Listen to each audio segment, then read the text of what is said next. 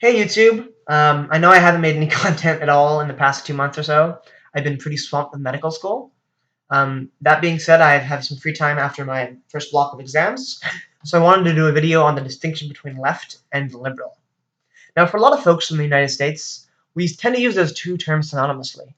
Left and liberal are both the opposite of conservative, right? Conservatives are on the right, liberals are on the left. Now, if you go to someone in the United Kingdom, most likely they don't use liberal and left synonymously. To them, liberal is probably more in the center, and left is more to the left. And I think it's important that we unpack the distinction between left and liberal, um, because there are really meaningful differences between people on the hard left and between liberals. And I think more so than ever, those differences are starting to come out in our political discourse. And if we don't have a way of distinguishing those two terms, I think we lose a lot of nuance in talking about politics. And I think it's important to talk about the difference. Um, so I think one way to think about this is, let's think about this past election, right? You had Donald Trump and you had Hillary Clinton. Now, I've noticed that in the past, whether it be Obama or Clinton, a lot of folks will accuse them of being socialist Marxists, right? And that's pretty hilarious because neither Obama nor Clinton is a socialist or even hard left by any meaningful use of the word, right? They're not like super right wing, but just because you're not super right wing, that doesn't make you like a hardcore leftist either. That's like such a poor way of understanding politics. Both Obama and Clinton are fiercely capitalist politicians who aren't socialist at all. And we can get maybe more into what that means later on. But the fact that we talk about politics as either conservative or liberal, that groups in people like Obama and Clinton with like full-on communists, right? And that is not a productive way to have a discussion because communists and liberals are very, very different, right? The Cold War was all about that difference, right? You had a lot of progressive presidents, right? Like, FDR, Eisenhower, LBJ, etc., right? All the progressive presidents who raised taxes and had a lot of sort of government spending and regulation of the economy. And those were in contrast to full-on, communism from the Soviet Union, the PRC, etc. So even in the past, we've recognized that distinction between liberalism and hard leftism. And I think maybe more recently that distinction has faded away, and I think it's important to talk about that difference. So I want to talk about a few sort of spaces where leftists and liberals tend to disagree or have different thoughts on things. I think one of the spaces where they disagree is on what political values that they hold in high regard.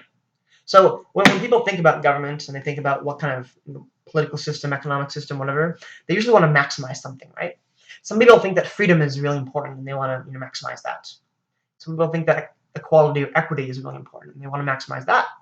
Some people think that tradition, maybe innovation, okay, not really innovation, but tradition definitely is something that a lot of folks value a lot. And I think there's probably others as well, but those are the three that I can think of off the top of my head, right? And I don't think that people necessarily have to fit hard into one category or the other. I think there's a lot of space for people having different ideas. But as a general heuristic, I would say that folks on the left tend to value equality more than freedom usually. And I think that liberals tend to value freedom a lot, even at the expense of some level of equality, right? And I think that really reflects some of their, sort of political economic ideas, right?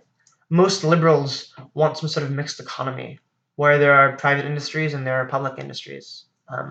And the amount to which certain things are private or public definitely varies, right? Um, but in general, they don't want like full on everything being privatized or full on everything being publicly owned, right?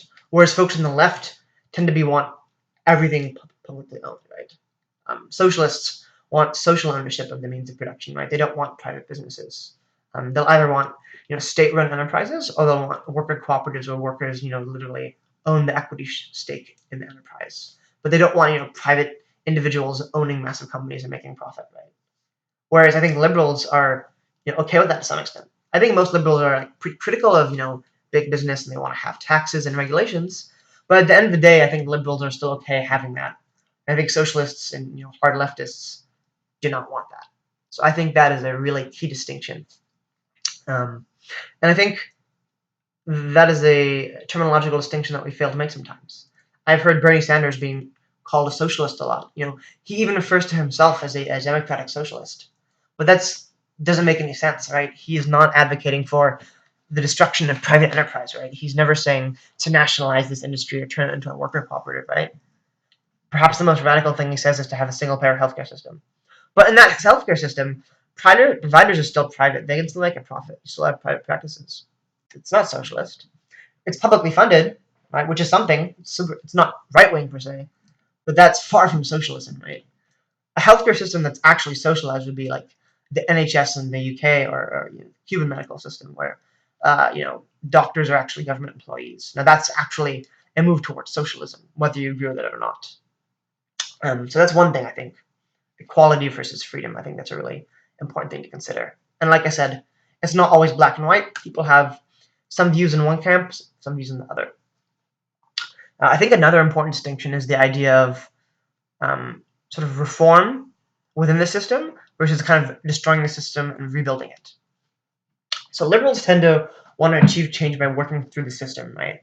Now this could mean like making change through democratic elections, or if there's a particular institution that exists in our society, they'll want to just make it nicer and work within it, but keep the institution. Leftists tend to want to kind of burn it all down and rebuild it up. And to give you an example, let's talk about the police. Now, I would say in general, people on the right, so full-on conservatives, tend to be pretty pro-police. They tend to be less skeptical of police brutality, and they tend to not really maybe think of police discrimination and racism as a huge issue, right? I think people who are liberals tend to view police brutality and institutional racism as things that exist and need to be corrected, and they view that as being corrected through better police training, more work on implicit bias, more community working with the police. There's a lot of reforms they want to institute to make policing less violent towards people of color. But fundamentally, liberals are working within the system, right? They want to keep the police. Most leftists I've interacted with just want to destroy the police. They want the police to erode as an institution and be replaced by community policing or some alternative, right? And I think those are very different views. Both liberals and leftists will acknowledge institutional racism, right, in policing. One will want to reform the institution, the other will just destroy it completely. I think another interesting space to think about this distinction is in mass incarceration in the prison system, right? I think most conservatives are kind of fine with for-profit prisons, right? They want to have private ownership. They don't want government to get involved. Liberals are like, okay, we probably shouldn't have for-profit prisons, right? Because that's going to exploit people for labor. That's kind of bad. Let's have government-owned prisons that aren't exploiting penal labor. I think leftists are more inclined to just try to eventually erode prisons in general. They want to be prison abolitionists. And a lot of famous leftists, like Angela Davis, for example, want to literally just abolish prisons. And I think that's a big distinction as well between liberals who want to achieve that change through reforming institutions versus leftists wanting to kind of radically change institutions. So that's another important distinction, I think, between liberals and leftists. 1 second, let me check my little notepad that I wrote things on. Yeah.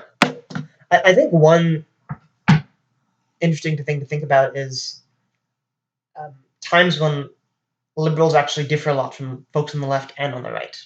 So the way I've sort of framed the political spectrum right now, we've had left on the left, right? Liberals in the middle, and then conservatives on the right. And if I frame it that way, it seems like liberals and leftists have a lot in common, right? Liberals overlap with leftists, and liberals overlap with conservatives, and left and right are kind of like, completely on opposite ends of the spectrum, right? But there are some views where it's interesting. Leftists and conservatives have more in common than liberals do. And I think one interesting thing to talk about is gun ownership. If you're, at all familiar with American politics, gun ownership is definitely a very gun ownership and gun control are really polarizing issues, and whether you're Republican or Democrat really affects your opinion on it, right? Republicans tend to be opposed to excessive gun control legislation, citing the Second Amendment as the justification, whereas Democrats tend to be more in favor of gun control. What's funny is that leftists tend to be actually against gun control, but for different reasons. A lot of leftists that I've been, in contact with have shared the thought that they think that gun control leads to disproportionate police violence towards people of color and different marginalized communities, and they think that by arming those communities, they're able to better resist themselves and fight back, right?